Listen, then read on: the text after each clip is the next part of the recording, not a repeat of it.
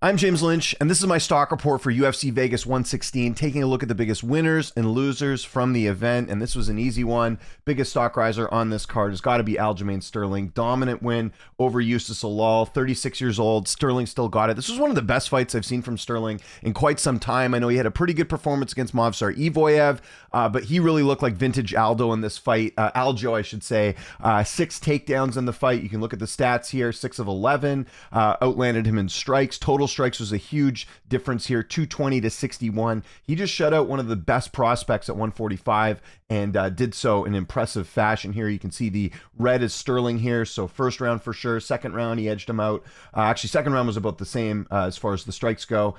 Third round was close. Fourth round, though, big round for Aljo, and then the fifth round you could give to Zalal in the strikes there. But overall, very good performance here. And, you know, Sterling's put himself in title contention for sure. It's got to be Movsar Evloev next. I think Sterling should get the next crack after that. We'll see what the UFC thinks. I don't know how they viewed this fight, but I thought it was a good performance. I don't think it was boring either. I thought it was a good sort of chess match here. Did not look like a plus 115 favorite. You know, we've had a lot of upsets this year on the betting odds, and it's been a case in a lot of these wins of fighters that are, you know, more established and maybe people thinking, okay, maybe they're not, you know, going to be competing at a high level. And that's what happened here. He ended up doing it. And for Zalal, back to the drawing board, still 29 years old. But yeah, huge win there for Aljamain Sterling. He is now in title contention at 145 and has the potential, you would think very soon of potentially capturing 2 belts because he's obviously the former bantamweight champion. So big win there for Aljamain Sterling. He's the biggest stock riser on this card. Okay, second biggest stock riser on this card is Joseline Edwards. If you guys watched the preview show last week, I did pick Edwards. I thought she was going to get it done. She comes through as a plus 180 underdog. Norma Dumont, nice win streak heading into this one. She came off the big one over Ketlin Vieira. Hadn't lost since 2022 in a fight that she missed weight. So all the momentum was killed in that way. Edwards now, nice win streak on her end. What was her last loss? I can't even remember. It was Aline Perez. So ever since then, 5-fight win streak. This was arguably the biggest win of her career. She gets it done by decision, and the stats sort of back this up as well too. Edwards outlanding her 70 to 51. Did attempt 1 takedown in this, or 3 takedowns in this fight. And you just look at it there. Round 1 fairly even. Round 2, Edwards had the edge there, and then round 3 she really took it over here. We don't really know when this Kayla Harrison and Amanda Nunes fight's going to be taking place, if it even does take place. I'm sure it will, but they're going to have to take some time with that. Obviously, Kayla coming off the neck surgery. But Edwards is right there. I mean, I don't see who else in this women's bantamweight division, if we look at the rankings right now, has a better case for a title shot than Joseline Edwards. It was going to be Dumont had she won this fight, but with Edwards getting it done, I think she's got a strong case here, and I don't even know where she's ranked. So Dumont was ranked number 3. I think Pena and Pennington are kind of off to the side at this point. I think they're dealing with injury. So to me, Edwards has got to take that number 3 spot by beating Norma. She's got to be right up there. I would do Edwards versus the winner of Harrison and Nunes. I think it's well deserved at this point. Huge win there for La Pantera, getting it done over Norma Dumont. And then third biggest stock riser on this card for me is Raoni Barcelos. This guy at his age, 38, still getting it done here. Plus 160 underdog. Second straight year in a row he's come through as an underdog. If you remember, he beat Peyton Talbot last year. His stock goes up in terms of like he's now like someone we got to keep an eye on at bantamweight, because he just took out a very good, I don't even know if you can call him prospect at this point because he's 34, but he took out a very good fighter in Montel Jackson, who had a good height and reach advantage in this fight, 5'10" and 75.5 inch reach, and he still went out there and got it done. And if you look at the stats in this fight, because obviously this is a split decision. I did think he won. I don't know how people thought it was a split. But if we look at sort of the data here from that fight, as it's just going to take a second here to load, you'll see there Jackson did outland him, but the key thing there was the takedowns. Barcelos getting 6 of 18 takedowns, 18 takedown attempts in a 3-round fight. That's pretty impressive here. Again, the takedowns were the difference in this one. Jackson did outland him, but Barcelos a little bit more active with those takedowns here. So again, huge win there for Raoni Barcelos as he continues to surprise a lot of us. What's the streak on now? He hasn't lost since 2023. I mean, he should get a big fight next. This was very big. And again, Jackson either is ranked or was ranked. Where was he at bantamweight? Let me have a quick look here. He's 14. Barcelos wasn't ranked, which is crazy to think.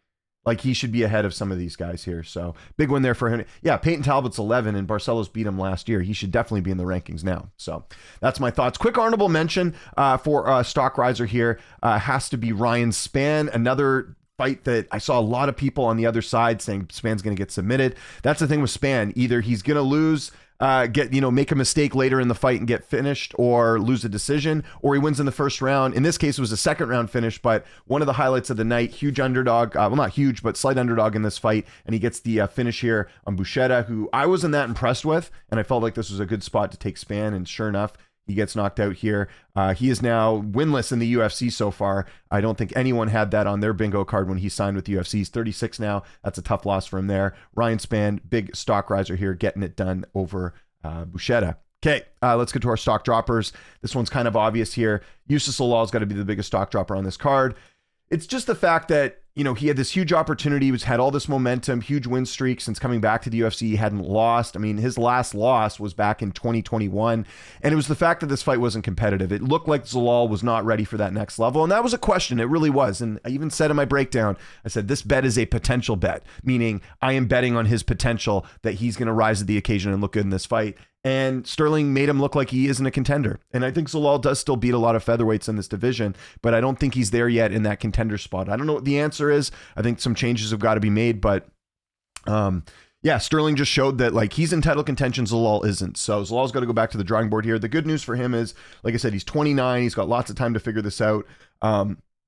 Just maybe having a more well-rounded game here. I think in a lot of cases he was relying on those submission wins, and you're not going to be able to submit Aljamain Sterling, who, again, has an exceptional ground game here. I just think of the missed opportunity, because if Zalal won, there's no question they would have given him the title shot, possibly over Movsariev. I mean, you never know. But now that he loses, he's kind of in this spot where they got to kind of build him back up again. So this is more of a missed opportunity than anything, and the fact that this fight wasn't competitive. So Zalal, in my opinion, biggest stock dropper, because had he won, he would have probably got a title shot. Speaking of almost getting title shots, Norma Dumont, that's our second biggest stock dropper on this card. Again, I talked about the win streak there. Wasn't pretty in a lot of those wins, but she ends up getting it done. She beat Caitlin Vieira in her last fight. And this fight, yeah, it was close, but you were favored to win. You lost. And I don't think the UFC is like super eager to see her get any like big opportunities beyond this, because there's no finishes here, right? Her last doesn't have a single knockout win, 2 submission wins. Her last submission win, I don't even know when it was. It was before the UFC. That's putting Norma in a tough spot. She's 35. I know it's kind of a wide open division at the moment here, but I don't know where she goes from here, really. I mean, I guess she could get a win or two and be right back in contention, but I just think it's a really tough spot to be in right now for Norma. Was on the cusp of getting a title shot. UFC was kind of giving her every opportunity to get one, and then she loses here. So Dumont definitely has the biggest stock dropper, second biggest stock dropper in this video. And third biggest stock dropper, how about Montel Jackson? This was a guy 2 fights ago, was favored against Davison Figueiredo, looked like he was finally hitting his stride, wasn't that active, but had a nice win streak coming into that Figueiredo fight. He loses that one, and then he loses to Barcelos. And in both fights, he was favored.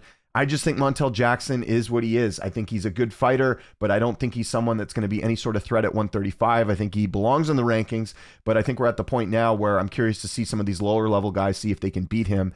Wasn't a huge favorite in this one. He's minus 190, but still, he's now fallen short in his last 2 fights. One more fight, if he loses, he could be out of here, right? He's 34. He's not like a young prospect they can build up. So I think Jackson definitely has to be a stock dropper here on this card, just with the fact that, again, wasn't able to come through as a betting favorite. 2 other honorable mentions for stock droppers. Alex Hernandez lost his fight. He was on a nice win streak coming into this one. Again, not super young. He's 33. But yeah, you just look at the win streak. Again, I thought he clearly lost this fight. His stock goes down for sure. We got to talk about Buchetta, Buchecha, I don't know how you say it, the Brazilian, you know who I'm talking about. Just because again, there was a lot of hype coming in the UFC, and he is yet to get a win here. He gets finished in this fight, never a good look. And last but not least is Mayra Bueno Silva, another fighter. Like, what happened? She was on, she fought for the title. She beat Holly Holm. There was the whole thing with the prescription medication, which I think it was like Ritalin or Adderall or something. Then she loses to Raquel, and not a very good fight. And then it's been losses ever since then. I mean, this has got to be her last fight. I don't know how the UFC keeps her around after 5 straight losses, not 4, 5 straight losses now. and 34 years old, going to be 35 this year. That's probably the last we've seen of Silva, just because she's not performing and not putting on good fights either. So Mayra Bueno Silva, another stock dropper, because she might not have a job next week. We'll see. So I don't know your thoughts in the comments here. What are your 3 biggest stock risers? What are your 3 biggest stock droppers? Let me know in the comments. Would love to hear from you guys. I think this one's pretty straightforward, but maybe you guys have a different opinion on what constitutes a stock rise, stock drop. Would love to hear from you. Follow me on Twitter, TikTok, Instagram, @Lynch on Sports. My name is James Lynch. Thanks so much for watching, and I'll see you next time.